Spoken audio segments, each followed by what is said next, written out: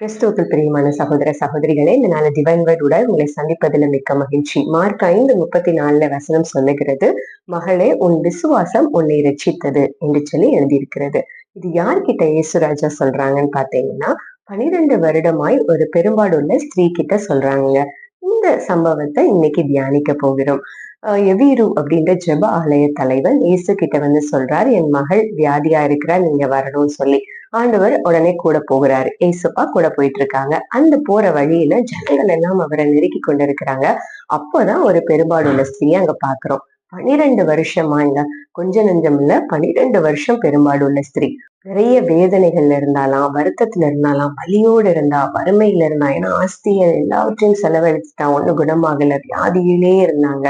ஆனா அவ மனசுல ஒண்ணு நினைச்சா, ஆண்டவருடைய அதாவது இயேசுவுடைய வஸ்திரத்தின் ஓரத்தை தொட்டா நான் சுகமாவேன்ற நம்பிக்கை இருந்ததுங்க. அதனால அவ முன்னேறி செல்றா. யார் என்ன சொன்னாலும் எனக்கு கவலை இல்ல, நான் இயேசுவை நோக்கி போறேன் அப்படின்னு சொல்லிட்டு போனாங்க. போனா வஸ்திரத்தை தொட்டா சுகமானது. அப்ப இயேசு சொல்றாரு, இதுல தொட்டது யாருன்னு கேக்குறப்போ இவ முன்னாடி வந்து நிற்கிறா. நின்னு சொல்றா, எதனால தொட்டேன், எனக்கு தனக்கு சுகமானது எல்லாவற்றையும் அவ சொல்றா. அப்ப இயேசு சொல்றார், மகளே உன் விசுவாசம் உன்னை ரட்சித்தது. உண்மையாலே சுகம் அவரை தொட்டதுக்கு அப்புறம் தான் வந்துச்சா? இல்லைங்க.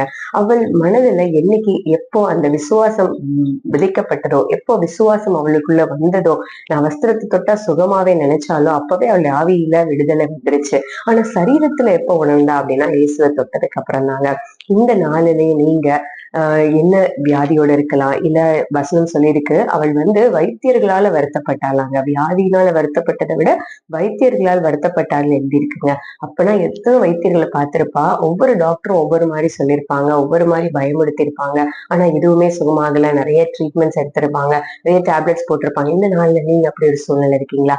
இல்ல மனிதர்களால நீங்க வருத்தப்பட்டு இருக்கீங்க, அவங்க சொல்லினால வருத்தப்பட்டு இருக்கிறீங்களா? என்னனாலும் சரிங்க, ஆண்டவரை நோக்கி வாங்க. உங்களுடைய ஆவியில நீங்க விசுவாசம், ஆண்டவர் எனக்கு செய்வாரு நான் நம்புறேன்னு நினைச்சீங்கன்னா உங்க ஆவியில விடுதலை உண்டாயிருச்சு.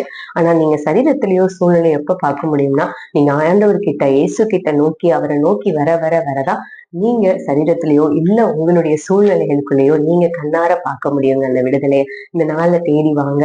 12 அப்படின்றது வேதத்துல நிறைய இடத்துல எழுதி இருக்கிறது. 12 அப்போஸ்தலர்கள், 12 சீஷர்கள், 12 நீரூற்று, பெரும்பாடுள்ள ஸ்திரீ, 12 வருஷம், 12 வயது உள்ள சிறுமி, நிறைய காரியங்கள் இருக்குங்க. நம்ம கிளாக், எங்க போதகர் சொல்லுவார், கிளாக் எடுத்துக்கிட்டீங்க அப்படின்னா 12க்கு அப்புறம் 13 இல்ல 1ன்னு ஆரம்பிக்கும். அதே போல பாத்தீங்கன்னா 12th ஸ்டாண்டர்ட்க்கு அப்புறம் 13th ஸ்டாண்டர்ட் ஒண்ணு கிடையாது. அதுக்கடுத்து ஒரு நியூ லெவல், அடுத்த ஸ்டேஜ் ஒரு காலேஜ் அந்த மாதிரி ஆரம்பிக்குங்க. சோ 12ன்றது ஒரு அடுத்த துவக்கம். இப்ப 12 மாதங்கள் அப்படின்னு சொல்லி பாத்தீங்கன்னா 13வது மாதம் இல்ல, ஒரு நியூ இயர் வரும் அப்படி சொல்லி போது சொல்லுவாங்க.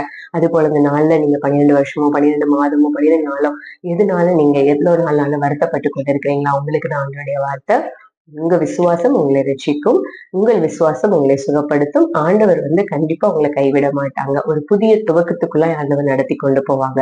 பயப்படாதீங்க. உங்க விசுவாசம் கண்டிப்பா உங்களை சுகமாக்கும். கர்த்தர் உங்களை ஆசீர்வதிப்பார். God bless you.